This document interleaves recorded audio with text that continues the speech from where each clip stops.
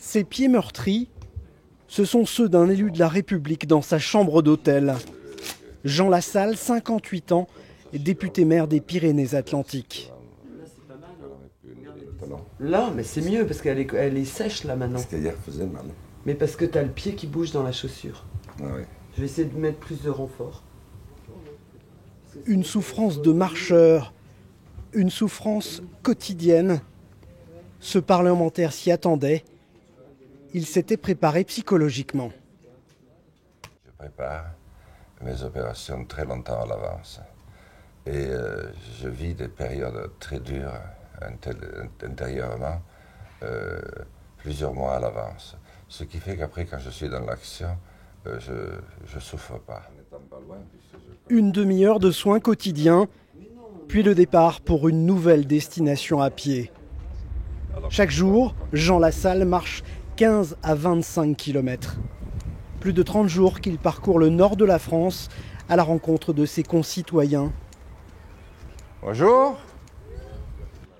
Des rendez-vous improvisés au cours desquels il demande aux gens de remplir leurs doléances. Je fais 5 km à pied. Et puis, si ça vous parle, vous pouvez en parler autour de vous. Voilà. Je suis persuadé qu'on n'a pas exploré toutes les pistes pour sortir de la crise, notamment celle qui consiste à reprendre contact avec le peuple. Merci bien, monsieur. Au revoir, madame. Au revoir, Quel est monsieur. votre prénom? Marilyn. Au revoir, Marilyn. Bon courage. Un député qui quitte les fauteuils rouges de l'hémicycle pour partir sur la route. Une première, et ça fait déjà plus d'un mois que ça dure. Tout commence le 10 avril dernier. L'ancien berger se lance un pari audacieux, aller à pied de l'Assemblée nationale jusqu'à Dunkerque, la ville la plus au nord de l'Hexagone.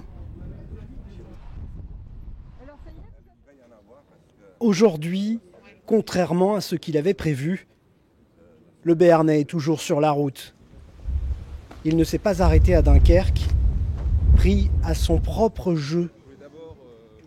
On le retrouve en pleine campagne, ici entre Laventie et Lens, dans le Pas-de-Calais. Le député ne passe pas inaperçu.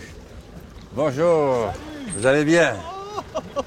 Ça va? Non, je sais plus Mister votre nom, mais Lassalle, Jean Lassalle. Jean Lassalle, Mister vous Lassalle. arrivez pas du sud-ouest à pied quand même. Quelle jolie famille. Non, je pense que justement la classe politique en fait est un peu déconnectée en fait de ce qui se passe réellement sur le terrain et que justement sa démarche en fait d'aller rencontrer comme ça sans être prévenu, de venir en fait comme ça sur le terrain et puis de rencontrer n'importe qui en fait.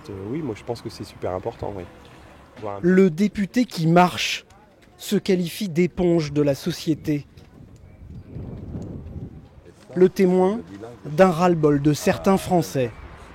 Donc je travaille dans le commerce en Suisse. Pourquoi heureusement pour vous en Suisse? Parce qu'en Suisse on gagne bien sa vie par rapport à la France. Ah Voilà. ouais. Et puis au niveau impôt on n'est pas taxé comme la France, voilà. Vous trouvez qu'en France on est très taxé? Ouais, on est beaucoup taxé en France. Hein. Et Rien ça- que mon épouse qui travaille en France, on paye nos impôts en France parce qu'elle travaille vous en France, voilà. Donc on a au moins, on travaille au moins un salaire, un mois pour payer nos impôts français. Ils me disent ça va péter. Il faut que ça pète. Alors je leur pose la question, je leur dis mais oui, mais bon, si ça pète, ça fait mal, vous allez y aller. Alors fort heureusement, la plupart me répondent que non, ils ne vont pas y aller, mais qu'ils pensent que d'autres vont faire péter.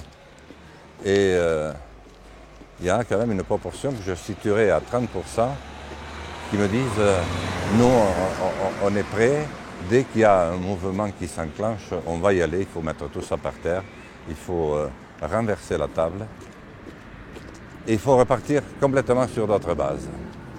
Jean Lassalle n'en est pas à son premier coup d'éclat.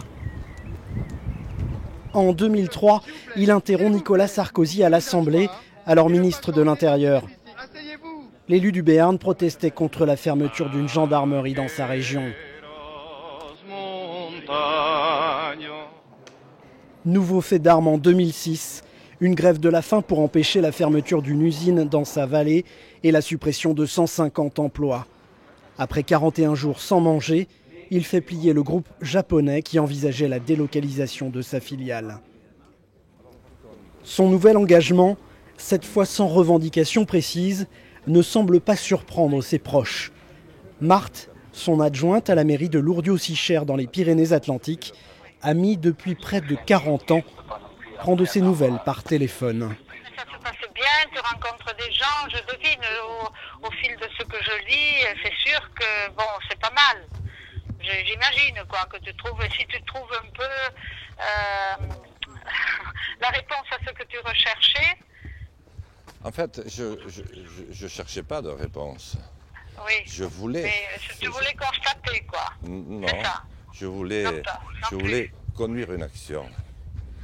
D'accord. Si je conduis une action, j'avais pas besoin de ça, comme un marcheur a besoin d'aller marcher à Saint-Jacques-de-Compostelle. Un député qui semble un peu illuminé, comme habité par une mission. Une vingtaine de rencontres par jour, 600 kilomètres pour recueillir les doléances des Français. Jusqu'où ira-t-il? Quand s'arrêtera-t-il? Même lui affirme qu'il ne le sait pas.